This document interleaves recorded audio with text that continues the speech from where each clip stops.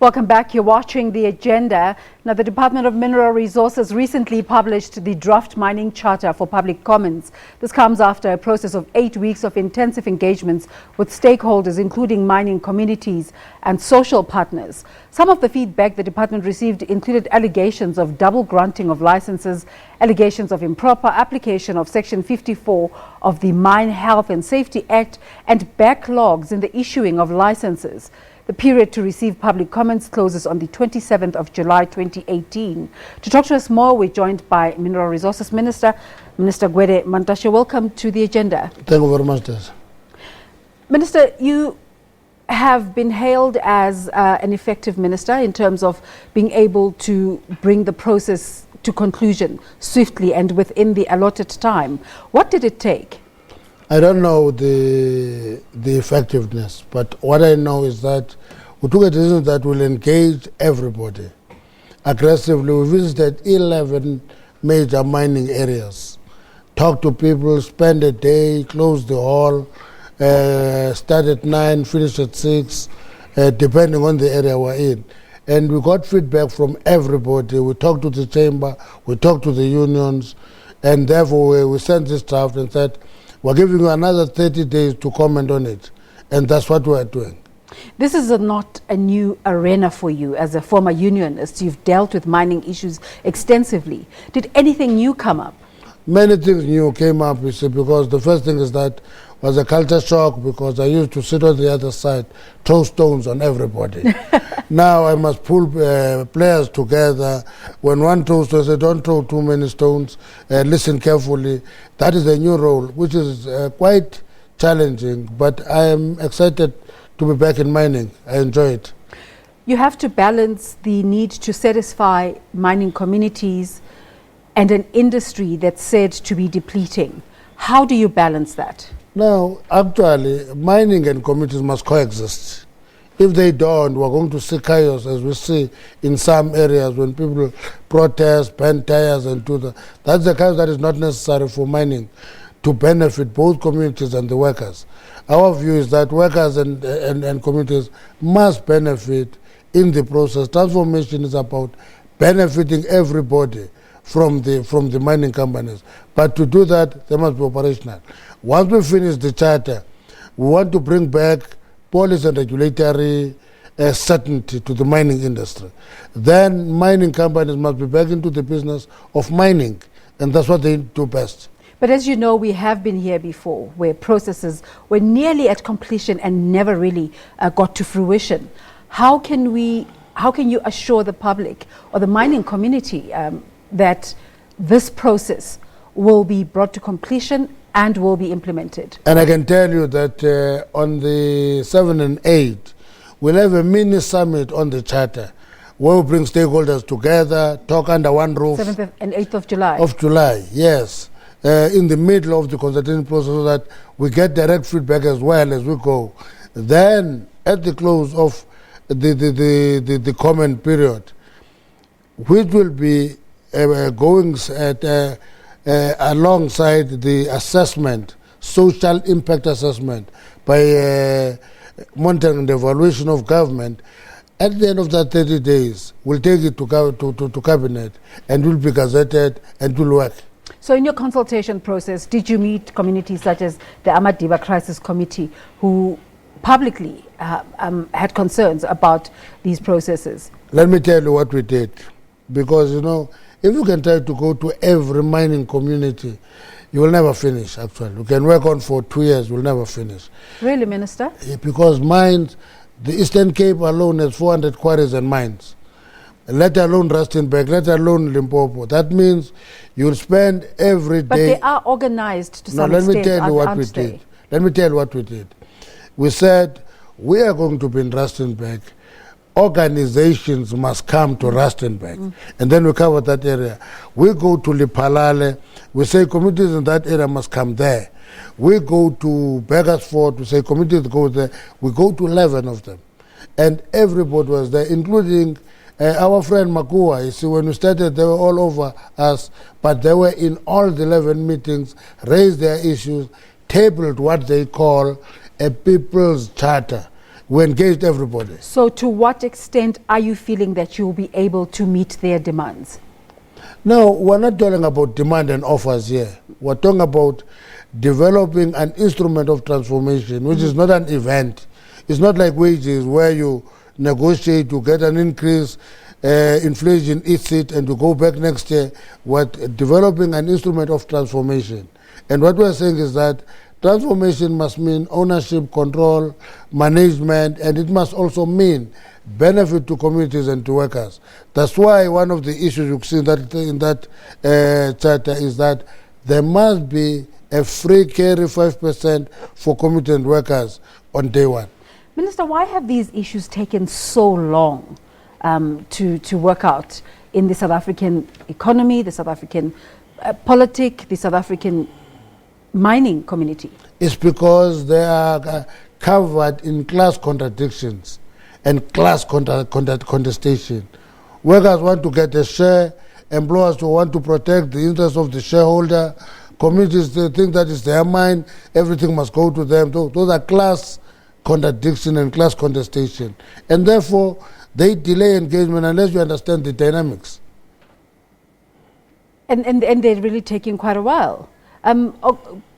Communities such as the Mineral Council of South Africa have complained about the new draft in relation to clauses such as the BEE component. Now, Mining Council, which is the old chamber, basically, is transformed into Mining Council South Africa. It will always complain because anything that must take from what should accrue to profits is given to somebody else. They have a responsibility to complain. Our responsibility is to show them that if you want to coexist with your workers, being loyal to you, working with you, understanding your company, and if you want to coexist with those communities where you are mining, please do make them see the benefit of having a mine. The draft has now been gazetted and the public now has to comment. For comments, yes. How do you separate the stakeholders you've interacted with and the general public? The public can comment, the stakeholders can still comment. It's a second bite for them. They can comment. That's why they must write. That's why we go even further and say, the stakeholders that we met, we will meet them on the 7th and 8th, 2 days, in a mini summit, talk again on the charter with the aim of taking everybody on board, listen to one another, because it's easy to talk to me as the Mining Council and raise all your concern, because you don't hear what the communities are saying. You don't hear what the trade unions are saying. When we put them under one roof, they all talk to one another, and everybody will realize better what we are saying to them. Let's unpack the draft itself. What for you are the things that stood out, and are the things that were discussed in the heated discussions that you feel didn't make it into the draft and should have? No, there's nothing that is not made to the draft that we thought should be there. Let me give you an example. We have removed a clause that was saying HDSA should cover naturalized individual post-1994. We said this is a Gupta clause. These are your miners from Lesotho, from Zambia? Now leave the miners. Okay. Miners will benefit as workers. It was a Gupta clause that Guptas should qualify as a BEE. We took it out. Okay. Number two, you can look into... What does that mean to the broader conversation, though, about the Gupta's minister? No, all I'm saying is that you don't write clauses that cover wrong intentions. Take them out. HDSA is as defined when we drafted the initial charter in 2002. We remain with that definition. Number two, we did look into things like 5% free carry that I'm telling to you. The employer say, why should it be free carry? And we had to explain over and over that there's nothing called free carry. It means the owner buys 5% shares for their employees, so that their employees are part of the company, they benefit from the company, value accrues to them. Almost like a profit share system. Not a profit share. Profit share happens when you make a profit every year. It's like profit share is like productivity incentive. So this one's all about equity. Equity. Yes. Free equity for your employees, free equity 5% for your communities. The remaining 3% You can find it over a period of time, whatever way it could be debt, you can pay it back in the way you want to. Like most industries, mining is an evolving industry. What is your vision for the space? Mining, you must understand the character of mining. It is a depleting industry. It's not an industry that you can mix water and syrup and produce gold. It is deposited there, you mine it out. If you finish it, there is no gold there. You close that mine. That's why gold mining is in decline. But when you make new discoveries, you must exploit them wise. And that's why we say to them, there is a tendency in the industry that we're engaging the industry on, of putting mines and shafts on care and maintenance. And our argument is that care and maintenance contribute negatively in the production of the mining industry and in employment. That's why mining will do well in quarter X, and then the following quarter we're told production has come down. We're looking into those, say, one of the major contributing factors into decline in production is putting economically viable mines and shafts under care and maintenance.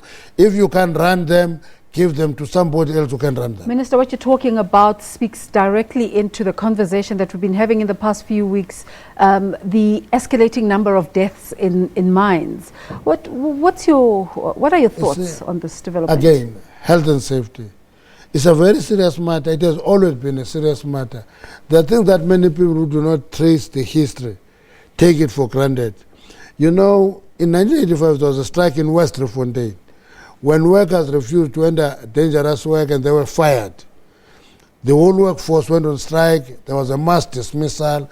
We fought that in the union at the time until it got into the law that workers have a right to refuse to enter a dangerous place.